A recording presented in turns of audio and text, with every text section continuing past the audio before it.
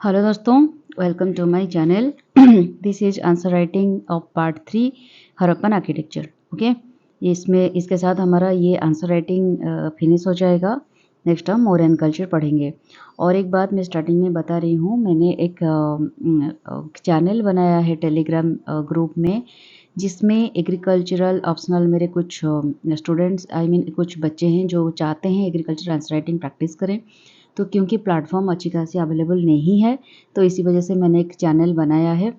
वहाँ पे हम मेंस आंसर राइटिंग, जो भी मेंस क्वेश्चन आया है यूपीएससी में अभी तक, या फिर कोई भी स्टेट से अगर आप चाहते हो उस स्टेट की एग्रीकल्चर ऑप्शनल को प्रैक्टिस किया जाए, तो वो मैं पहले डालूंगी और वो ख़त्म हो जाए फिर हम नया नया आंसर राइटिंग प्रैक्टिस भी करेंगे। तो हर एक दिन वहाँ पे मैं एक पोस्ट करूँगी मेंस आंसर राइटिंग की, मेंस क्वेश्चन की। और आपको क्या करना है, जाकर मैं डिस्क्रिप्शन बॉक्स में लिंक दे दूँगी, आप जाकर वहाँ पे सब्सक्राइब कर लीजिए उस चैनल को, और आप खुद अपना आंसर राइटिंग बनाइए। किस तरह से आंसर आप लिख सकते हो और वहाँ पे पोस्ट कीजिए, ताकि एक दूसरे के साथ जो भी बच्चे वहाँ पे होंगे उनको पता चलेगा किस तरह की आंसर राइटिंग किया जाता है, कौन किस तरह से किस पॉइंट को टेक करके अपना खुद का एक आंसर राइटिंग बना सकता है। और आप सब बनाने के बाद मैं सब देखूंगी, चेक करूंगी, और नेक्स्ट डे मैं खुद का सैम्पल आंसर राइटिंग वहाँ पे पेस्ट करूंगी, अपलोड करूंगी। तो ये होगा हमारा स्ट्रैटेजी। और कुछ अगर चाहिए, वहाँ पे खुला है वो चैनल, और आप वहाँ पे कमेंट भी कर सकते हो। तो वहाँ पे जिसको आंसर राइटिंग करना है वहाँ पे आप जा सकते हो। और जो सिविल सर्विस मान्या की टेलीग्राम चैनल है, वहाँ पे भी अगर आप चाहते हो आंसर राइटिंग, वहाँ पे मुझे कमेंट बॉक्स में बता सकते हो, ठीक है। तो चलिए हम इसका आंसर राइटिंग प्रैक्टिस करते हैं।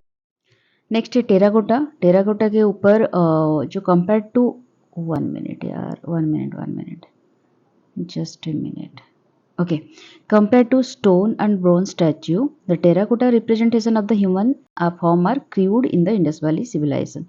तो उसके साथ साथ स्टोन स्टैचू के साथ साथ ब्रोंज के स्टैचू के साथ साथ टेराकोटा फिगरन भी काफ़ी फेमस था उस टाइम पे। वो थोड़ा मोर रियलिस्टिक लगते हैं गुजरात साइड में एंड कालीबंगन साइड में, जैसे कि beard man deities, mother goddess, toy cards, animals, ये सारे कमन थे जो कि एक फाइन आर्टिस्टिक सेंसिबिलिटीज़ को दर्शाते हैं। सील्स एंड टैबलेट्स क्या होता है? सील्स जो बनते थे वो स्टे टाइट में होते थे, और काफ़ी ओकेजनली एजेट, चेट, कॉपर, फाइंस, टेराकोटा, ये सब में भी सील्स वगैरह बनते थे। उसमें ब्यूटीफुल फिगर्स होते थे एनिमल्स की, such as unicorn, bull, rhinoceros, tiger, elephant, bison, goat, buffalo, ये सारे एनिमल्स की वहाँ पे सील्स में खोदाई होती थी।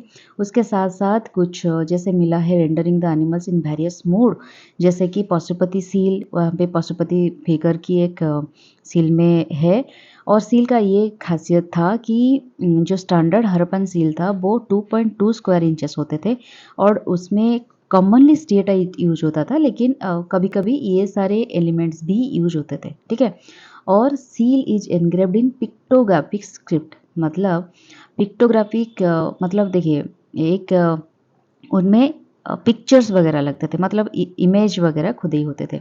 और जो टैबलेट्स होते थे वो स्क्वायर शेप की या फिर रेक्टेंगुलर शेप की कॉपर टैबलेट्स होते थे, कॉपर मटेरियल की। और उसमें एनिमल और ह्यूमन फिगर वन साइड में होते थे। मान के चलिए ये एक आपका कॉपर टैबलेट है, तो उसमें एक साइड में एनिमल या फिर ह्यूमन फिगर रहता था, और दूसरे साइड में इंस्क्रिप्शन वगैरह खुद ही होता था। या फिर कभी कभी ये दिखा गया है बोथ साइडेड में आपका इंस्क्रिप्शन भी होते थे। तो ये सारे चीज़ें दर्शाते। तो पोटरी पोटरी में भी consist chiefly of very fine wheel made wares, very few being handmade. Pottery में काफ़ी उनके प्लेन पोटरी बहुत बहुत कॉमन थे। Plain pottery is generally red clay में वो पोटरी बनाते थे, और विदाउट फाइन रेड और ग्रे स्लिप, ठीक है। It includes knobbed ware ornamented with rows of knobs. The black painted ware has a fine coating of red sleeve on which geometric and animal design are executed in glossy black paint। जो red उनका जो painted होते थे, painted ware, उसमें एक red sleeve की geometric मतलब एक रेड स्लीव की एक इस तरह के एक होते थे, जिसमें ज्योमेट्रिक एंड एनिमल डिजाइन दोनों तरह की चीज़ें होते थे। इस तरह के डिजाइन कुछ यहाँ पे होते थे, और इसमें ग्लॉसी ब्लैक पेंट दिया जाता था। तो पॉलीक्रोम पोट्री इज रेयर, ठीक है, ये पोट्री के बारे में हम जब पोट्री चैप्टर पढ़ेंगे बहुत डिटेल्स में डिस्कशन करेंगे। आप सिर्फ आंसर राइटिंग के पर्सपेक्टिव से इसको समझो। Polychrome pottery is rare and mainly comprise small vase decorated with geometric pattern in red, black, green, rarely white and yellow। ये सारे कलर्स यूज होते थे। आपको एमसीक्यू में शायद पूछ सकते हैं कौन सी कलर यूज नहीं होते थे या फिर कौन सी कलर ज़्यादा यूज होते थे। ये सारी चीज़ों को आपको याद रखनी है। Incised ware is also rare. Okay, and the incised decoration was confined to the base of the pans, always inside, and to the dishes of the offering stands। Perforated pottery includes a large hole at the bottom। मतलब निचला हिस्से में एक बहुत ही बड़ी perforated bottom होते थे, whole होते थे। एंड साइड में क्या होते थे, ये मान के चले एक पोटरी हो गया, नीचे एक बड़ा सा होल और साइड में छोटा छोटा होल्स भी होते थे। एंड इसको स्टेनिंग बिवरेजेस, जो भी वो पीते थे ड्रिंकिंग पर्पजेस के लिए, उसको स्टेन करने के लिए यूज होता था। तो देखिए कितना उनका इमेजिनेशन बहुत विविड था, ये जस्टिफाई करता है।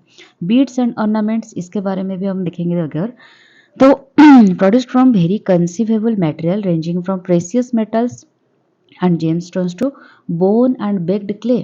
मतलब प्रेसियस मेटल्स एंड जेमस्टोन भी तो यूज होते थे लेकिन बहुत सारे ऐसे ऑर्नामेंट्स मिले हैं जिसमें बोन का भी यूज किया जाता था, जैसे बेक्ड क्ले भी यूज होता था, gold and semi precious stones भी यूज होते थे, copper bracelets and beads, gold earrings and head ornaments, faience pendant, buttons and beads of steatite and gemstone.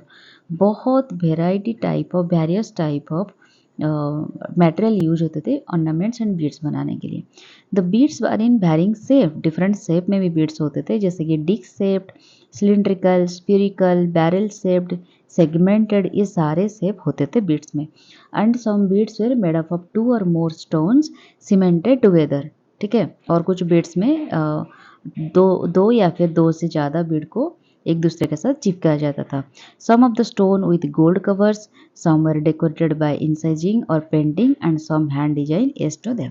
Okay, next इसका सिग्निफिकेंस क्या था, ये जो चीज़ें हो रहा था उसके सिग्निफिकेंस, ये आर्ट, ये क्राफ्ट्समैनशिप, ये सील्स, पोटरी और टेराकोटा, इसका सिग्निफिकेंस क्या था। The site of Indus Valley civilisation like Harappan Mohenjodaro showcase excellent town planning as well like houses, planted streets, public baths, drainage systems, storage facility. They tell how the Indus Valley people used stone in construction. The artists and craftsmen of the Indus Valley were extremely skilled in a variety of crafts: metal casting, stone carving, making and painting, pottery, making terracotta images using simplified motifs of animal, plants and birds। तो इसको हम conclude करेंगे, through their work Harappan artist combined functionality, symbolism and aesthetic.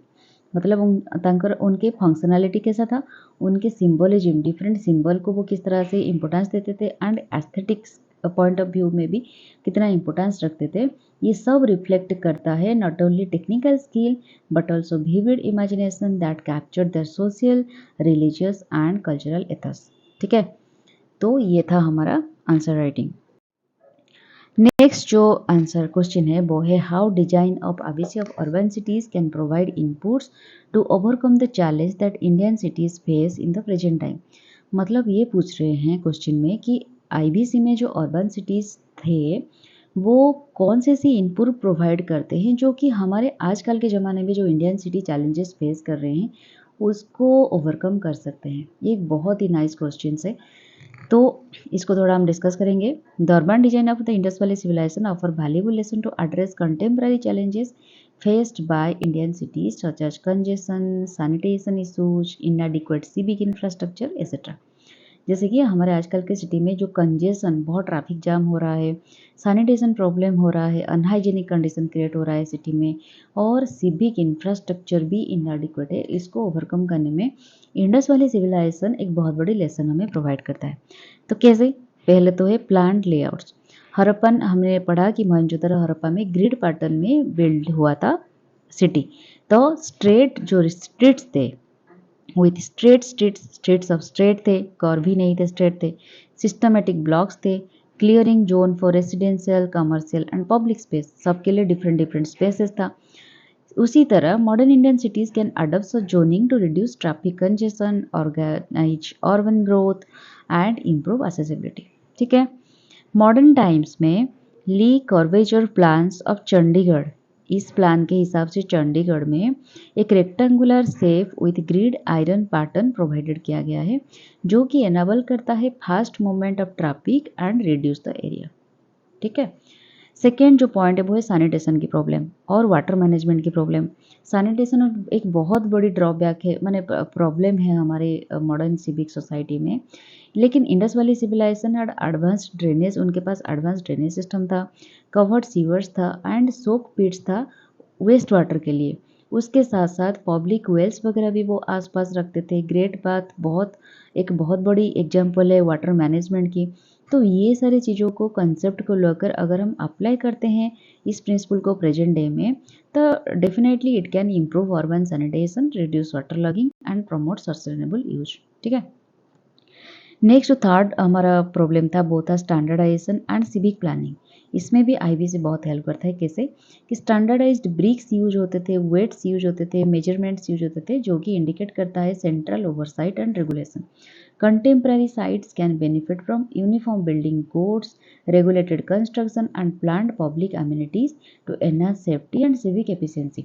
एक problem यहाँ पे होती है urban जो सिटीज़ होते हैं वहाँ पे जो बिल्डिंग वगैरह बनाते हैं, कभी कभी वो रूल्स रेगुलेशन को मानते हैं, कोई नहीं मानते। उस जगह पे अगर 4 फ्लोर बनाने की आपको आता है अप्रूवल, तो वहाँ पे लोग उसको ना मानकर 6 फ्लोर 10 फ्लोर ऐसे बना देते हैं। तो एक वक्त पे क्या होता है, वहाँ पे एरिया बहुत शॉर्टेज हो जाता है, कभी कभी लोग बहुत प्रॉब्लम फेस करते हैं और कभी कभी वो एरिया भी गिर जाता है।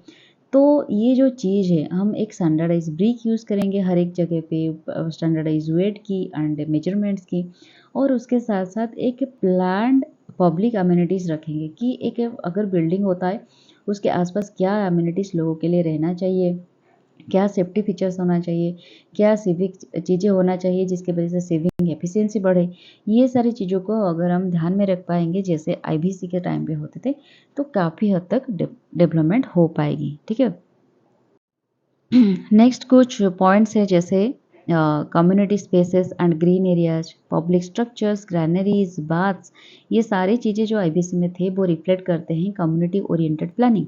मॉडर्न सिटी में भी अगर इंटीग्रेट करते हैं वो park, community centre, civic space, तो ये कहीं ना कहीं social cohesion and cultural life को प्रमोट करेगा। नेक्स्ट होता है क्लाइमेट रिस्पॉन्सिव डिजाइन। आईबीसी में जो भी हाउसेस होते थे वो इस मैनर पे होते थे कि best use of light and wind हो सके, पानी और लाइट एंड विंड की काफ़ी हद तक बेस्ट यूज हो सके। तो incorporation of these features could help reduce carbon footprint in the present society. ठीक है। These out had doors that opened out into the lanes instead of the roads। तो यहाँ पे क्या होते थे आईबीसी में, जो डोर वगैरह होते थे वो मेन रोड को ओपन नहीं होते थे, साइड लेन को ओपन होते थे। तो they are way preventing any dust और other particles entering the house due to traffic on the roads. तो इसको भी हम अडॉप्ट कर सकते हैं। वाटर कंजर्वेशन के लिए बहुत सारे लोग टैंक्स यूज़ करते थे, पॉन्ड्स यूज़ करते थे स्टोरेज ऑफ वाटर के लिए, जो कि ऑब्जर्व किया गया है rain starved cities of IBC, specially Dholavira, जहाँ पे जो एक डिजर्ट एरिया है और जहाँ पे पानी की बहुत शॉर्टेजेस है, बहुत सारे एरिया काफ़ी हद तक बेनिफिटेड होते थे। तो इस आइडिया को अगर हम इनकॉर्पोरेट करते हैं तो वाटर कंजर्वेशन स्ट्रैटेजी के साथ in our present urban planning, तो कहीं ना कहीं ये ड्रिंकिंग वाटर को प्रिवेंट कर मतलब ड्रिंकिंग वाटर क्राइसिस को प्रिवेंट कर सकता है, जो कि चेन्नई में एक बहुत बड़ी प्रॉब्लम है। और ये बहुत सारे ऐसे चीज़ों को वो मतलब ओवरकम कर पाएंगे हम। तो कंक्लूजन में हम इसको ऐसे लिखेंगे, by integrating grid layout, sanitation system, standardised and community spaces, modern Indian cities can address infrastructural, environmental and social challenges while ensuring sustainable urban development. तो इस तरह से हम इसको कंक्लूड करेंगे। तो इसके साथ मेरा ये वाला टॉपिक ख़त्म होता है। मतलब आंसर राइटिंग हमारा 9 आंसर राइटिंग और 9 मेंस मतलब 9 mains questions plus answer writing हमने डिस्कशन कर लिया इस चैप्टर से, जो कि बहुत इंपॉर्टेंट थे। और नेक्स्ट हम स्टार्ट करेंगे Mauryan architecture. Okay, stay tuned. तब तक के लिए tata bye bye, take care.